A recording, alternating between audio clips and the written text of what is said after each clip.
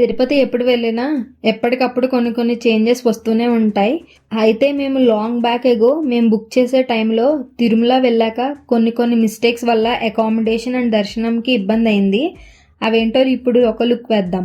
300 rupees tickets booking టైంలో details అన్ని ఒక చోట నోట్ చేసుకోకపోవడం వల్ల పేజ్ రీఫ్రెష్ అయినా వెబ్సైట్ క్రాష్ అయినా మళ్ళీ అంతా టైప్ చేస్తూ కూర్చుంటే టికెట్స్ అన్ని బుక్ అయిపోతాయి. సో మీరు వెళ్లే వాళ్ళ డీటెయిల్స్ అన్ని ఒక నోట్ ప్యాడ్ లో రాసుకుని కాపీ పేస్ట్ చేసుకునేలా చూసుకోండి.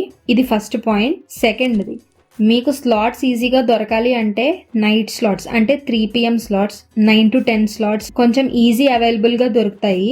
థర్డ్ పాయింట్, ఏ స్లాట్ కి టికెట్ బుక్ అయినా కానీ మీరు 3-4 అవర్స్ ముందుగా వెళ్ళినా కూడా దర్శనానికి అలో చేస్తారు.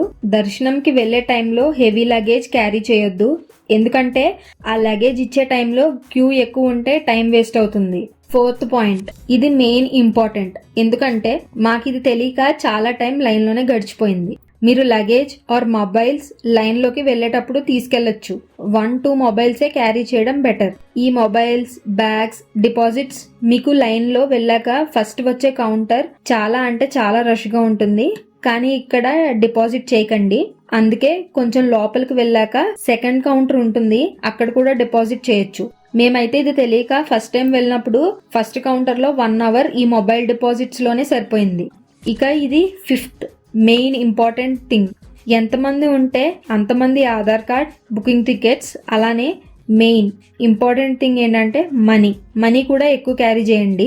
ఎందుకంటే దర్శనం అయ్యాక ఎక్స్ట్రా లడ్డు తీసుకోవాలి అంటే గుడి నుండి బయటికి రాగానే లెఫ్ట్ సైడ్ ఉంటుంది. సో లడ్డూలకి మనీ కావాలి అంటే మళ్ళీ రూమ్ కో ఫోన్ కలెక్షన్ సెంటర్ కో వెళ్ళి అవన్నీ తీసుకుని మళ్ళీ లడ్డూలకి వెళ్ళడం టైం వేస్ట్. సో వీలైనంత ఎక్కువ మనీ క్యారీ చేయడం బెటర్.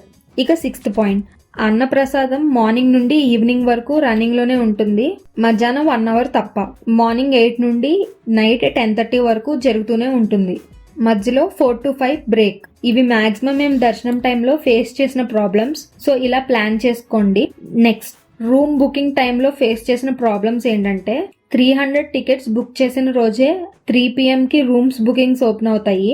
మేం వెబ్సైట్ లో ఓపెన్ చేసి తిరుపతి అలానే తిరుమల కనిపించింది కదా, 2 చోట్ల రూమ్స్ ఉంటే బెటర్ అని ఫస్ట్ తిరుపతిలో రూమ్స్ బుక్ చేశాక వెంటనే తిరుమలలో చేద్దామని ప్లాన్ చేసుకున్నాం. కానీ ఇక్కడ మేము తప్పు చేసాం. మీరు బుక్ చేసుకున్న టికెట్ పై ఒకసారి అకామిడేషన్ బుక్ అవుతుంది, ఐదర్ తిరుపతి ఆర్ తిరుమల.